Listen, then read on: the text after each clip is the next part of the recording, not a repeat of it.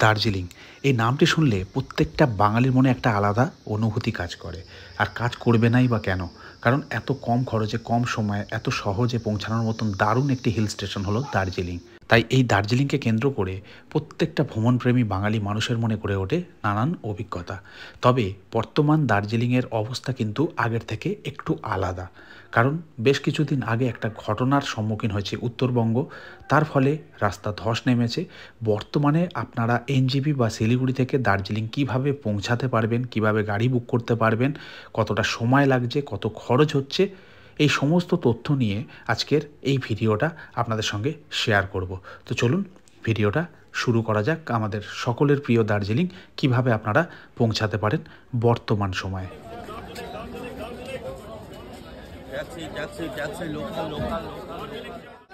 তো এই মুহূর্তে রয়েছি এনজেপি স্টেশনের বাইরে। এই সামনে এখানে আপনারা শেয়ার গাড়ি পেয়ে যাবেন যে কোনো জায়গা, শুধু দার্জিলিং না। কিন্তু আমরা একটা ছোট গাড়ি করেছি, দুজনের সাথে শেয়ার করব। 1300 টাকা আমাদের দিতে হচ্ছে। তো তাও আপনাদের দেখিয়ে দিই এখান থেকে কিভাবে আপনারা শেয়ার গাড়ি করতে পারেন। আগে আমরা এনজেপি স্টেশনের বাইরে বেরোলেই প্রথমে আমরা এরকম শেয়ার গাড়ি পেয়ে যেতাম দার্জিলিং বা অন্যান্য জায়গার ক্ষেত্রে, তারপরে পেয়ে যেতাম রিজার্ভ গাড়ি। কিন্তু এখন সিনারিও পুরো চেঞ্জ হয়ে গেছে। যেহেতু এনজেপি স্টেশনের বিল্ডিংয়ে কাজ চলছে, সেই কারণে আপনাকে এখন এনজেপি স্টেশন থেকে বেরিয়ে মিনিট 5-7 হেঁটে আসতে হবে সামনের দিকে। মার্কিং করা রয়েছে, সেই রাস্তা বরাবর এসে প্রথমে পেয়ে যাবেন এরকম শেয়ার গাড়ি স্ট্যান্ড, তারপরে পাবেন রিজার্ভ গাড়ি স্ট্যান্ড। তো এই হচ্ছে আমাদের সুইফট ডিজায়ার গাড়ি, ভালো কন্ডিশন, ভিতরে গেলে দেখাবো। তো দুজনের সাথে আমরা শেয়ার করছি। আর কোথায় নামাবে সেই জিনিসটা কিন্তু একটু কনফার্ম করে নেবেন। এখান থেকে আপনারা দেখুন রিজার্ভ করতে পারবেন, শেয়ার করতে পারবেন। শেয়ার ওই রামাটার কাছে নামায়, আর অনেক যেগুলো মানে এরকম বুক গাড়ি আছে সেগুলো হয়তো দার্জিলিং পর্যন্ত যায়, স্টেশন পর্যন্ত, কিংবা কেউ কেউ রামাটা যায় বা তার আগে নামায়, ক্লক টাওয়ারের কাছে নামায়, এরকম ব্যাপার আছে। তো সেগুলো একটু আপনাদের কথা বলে নিতে হবে। আগে যখন আমরা এনজেপি থেকে বেরোতাম, বেরিয়ে একদম সামনেই গাড়ি পেয়ে যেতাম, কিন্তু এখন অনেকটা হেঁটে আসতে হবে। কারণ ওই পিছনে দেখতে পাচ্ছেন বিল্ডিংয়ের কাজ চলছে, তো রিনোভেশন হচ্ছে, বিল্ডিং বাড়াচ্ছে, সেই কারণে একদম এই পিছন সাইডে করে দিয়েছে। যে কাউকে জিজ্ঞেস করলে আপনাকে দেখিয়ে দেবে। তাছাড়া প্রচুর লোক এই একই পথেই আসছে, তাদেরকে ফলো করে চলে আসতে পারেন। আর যে জিনিসটা বলছিলাম ভাড়ার ব্যাপারটা, আমি পুরো শিওরিটি দিয়ে কিছু বলতে পারছি না, কারণ এখন যে টাইম চলছে, এখন 2500-2800 এটা মোটামুটি সবাই বলছে। তারপরে একটা বার্গেনিংয়ের ব্যাপার থাকে, সেই 1600, 1800, 2000 এখন এই মুহূর্তে করা পসিবল না। ঘড়িতে সময় 9:26, আমরা গাড়িতে চেপে বসি। এইবার জেনে নেওয়া যাক কোন পথ দিয়ে আমরা দার্জিলিং পৌঁছাবো। তাহলে কোন রোড হয়ে যাচ্ছি? এখন আমরা হিলকাট রোড হয়ে যাবো। হিলকাট রোড মানে পাংখাবাড়ি বন্ধ, পাংখাবাড়ি বন্ধ, রোহিণী বন্ধ, মিরিক বন্ধ। ও সব বন্ধ, তাই তো? হিলকাট হয়ে আমরা যাচ্ছি। মোটামুটি টাইম লাগছে কত? 4 ঘন্টা। 4 ঘন্টা 4.5 ঘন্টা। এই হচ্ছে কারেন্ট আপডেট। মানে বাচ্চা নিয়ে আসা বা বয়স্ক লোক দিয়ে আসা একটা মানে মাথায় রাখতে হবে এই জিনিসটা। আচ্ছা, প্রথমেই আপনাদের একটা জিনিস ক্লিয়ার করে দিই, আমাদের ড্রাইভার আমাদের নিয়ে যাচ্ছেন হিলকাট রোড হয়ে, এতে কোনো ভুল নেই, এ তথ্য একদম ঠিক। কিন্তু উনি যে বলছেন পাংখামারি রোড বন্ধ ছিল, রোহিণী বন্ধ, কার্শিয়াং বন্ধ, এখানে একটা মিসগাইডেড ইনফরমেশন রয়েছে। প্রথমে বলে রাখি, এখানে কার্শিয়াং এবং মিরিক রোড যেটা রয়েছে সেটা বন্ধ রয়েছে, কিন্তু পাংখাবাড়ি বন্ধ না। পাংখাবাড়ি ফেরার সময় ইউজ করা হয়, মানে ওয়ান ওয়ে করে দেওয়া হয়েছে। যাওয়ার সময় আমরা যাব হিলকাট রোড হয়ে, ফিরবো পাংখাবাড়ি হয়ে। তো এই জিনিসটা আমরা যখন দার্জিলিং থেকে ফিরলাম তখন বুঝতে পারলাম, এখানে উনি আমাদেরকে হয়তো না বুঝেই ভুল কথাটা বলে ফেলেছেন। এবার আপনাদেরকে কয়েকটা গুরুত্বপূর্ণ ইনফরমেশন জানিয়ে দিই। যেরকম আপনারা শুনলেন, এনজেপি থেকে বর্তমানে দার্জিলিং পৌঁছাতে গেলে হিলকাট রোড হয়ে যেতে হচ্ছে, 4 ঘন্টা থেকে 4.5 ঘন্টা সময় লাগছে।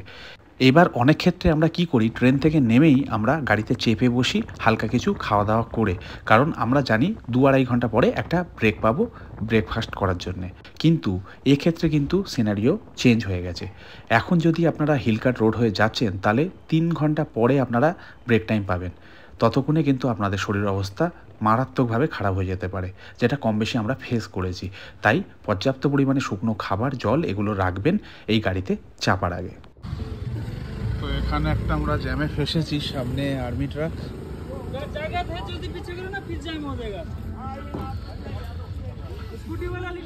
তুলনামূলক এই রোডটা অনেকটাই সরু। ফাইনালি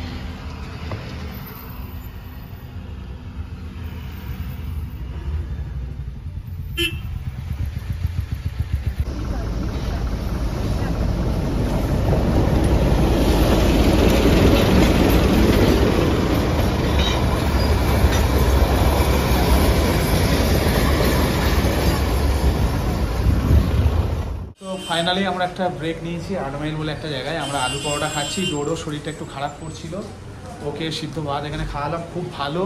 মানে কারণ দুধ তো এই সময় জার্নিতে খেলে উল্টে দিচ্ছে দেয়, আমরা দুধ খাওয়াইনি, বাট উনি আসতেই রাইস অ্যারেঞ্জ করে দিয়েছে একটু হালকা, মানে বেশি করে গলিয়ে দিয়ে। তো সত্যি এখানে পাহাড়ি মানুষের ব্যবহার আরও একবার মানে আমি দেখলাম দুর্দান্ত। কারণ আমরা জানি সঙ্গে বাচ্চা থাকলে কতটা টেনশন থাকে, মানে অন্য কিছু তো দিতে পারছি না, মেনলি দুধ। তো সেদিক দিয়ে রাইস পেলো, আর বমির ওষুধ খাইয়ে দিলাম, বমি করেছে 2বার। অ্যাকচুয়ালি কী হয়েছে, আমরা এসেই গাড়িতে উঠে গেছি, আমরাও ব্রেকফাস্ট করতে পারিনি। আপনাদের আমি নিজের পার্সোনাল এক্সপিরিয়েন্স আগেও বলেছি, যেহেতু এটা ফ্যামিলি ট্রিপ করছি আরও একবার বলছি যে কিছু খেয়ে তারপর উঠবেন। আমরা করতে পারিনি, একটু তাড়াহুড়ো করে ফেলেছি। বেবি খেয়েছিল কিন্তু তাও সমস্যা হয়েছে। আর এখানে এসে রাইস ফাইসের ব্যবস্থা রয়েছে, বাইরে থেকে আমি হোটেলটা আপনাদের দেখিয়ে দেবো। হ্যাঁ ডোডো, আমি বলছি সবাইকে বলছি তোমার ব্যাপারে। তো যাই হোক, ব্লগটা একদম পার্সোনাল এক্সপিরিয়েন্স আপনার সাথে শেয়ার করছি, সেইভাবে প্রফেশনাল ব্যাপারটা নেই এর মধ্যে, কিন্তু তবুও ইনফরমেশান দেওয়ার চেষ্টা করছি। এই হচ্ছে হোটেলটা, এখানেই আমরা খাওয়া দাওয়া করলাম। এখানে পাশাপাশি অনেক হোটেলই রয়েছে।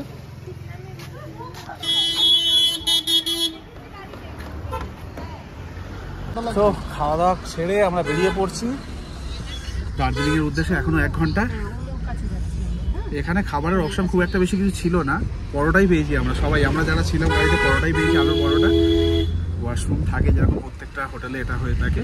রাইস ছিল, বাট আমরা যেতে যেতে শেষ হয়ে গেছে। এবার আসা যাক গাড়ি ভাড়ার ব্যাপারে। আমরা যে গাড়িটি বুক করেছিলাম, গাড়িটি ভাড়া পড়েছিল এনজিপি থেকে দার্জিলিং পর্যন্ত 2600 টাকা। এবার কেউ কেউ 2800 বলছে, কেউ কেউ 2500 বলছে, কেউ কেউ 2400 বলছে। সেটা ডিপেন্ড করছে আপনি কীভাবে ডিল করবেন। তো আমরা 2600 টাকায় এই ডিলটা ফাইনাল করি, তারপর বেরিয়ে পড়ি দার্জিলিংয়ের উদ্দেশ্যে। এবার আসি শেয়ার গাড়ির ব্যাপারে। শেয়ার গাড়িতে বর্তমানে আপনার এনজিপি থেকে দার্জিলিং পর্যন্ত ভাড়া পড়ছে 250 থেকে 300 টাকা। যেহেতু ঘুরে আসছে তাই একটু দাম ওঠানামা করতে পারে। তো সোনাদা ছেড়ে আমরা একটু আগে এসে দাঁড়িয়ে রয়েছি।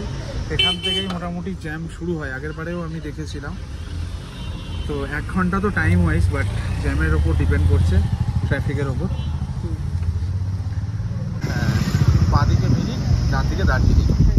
এই হচ্ছে মিরিক রোড, আর ঘুম এই হচ্ছে ঘুম স্টেশন, বিখ্যাত ঘুম স্টেশন। এগুলো দেখে না সেই একটা আলাদা জায়গায় আমরা চলে যাই। আমার বাবা ওইদিকে টেনশন করে মনে হয় আমাকে উদ্ধার করে দিচ্ছে, আমার বাবার টেনশন। একদম ভিডিওর আমরা শেষে চলে এসেছি। লাস্ট কটা ইনফরমেশান দিয়ে আমি ভিডিওটি শেষ করব। কারণ যেহেতু এখন আপনাদের ঘুরে যেতে হবে, তাই এক্সট্রা কয়েকটা জিনিস আপনাদের মাথায় রাখতে হবে, যেগুলো আমরা ফেস করেছি সেটাই শুধু আপনাদের সঙ্গে শেয়ার করব।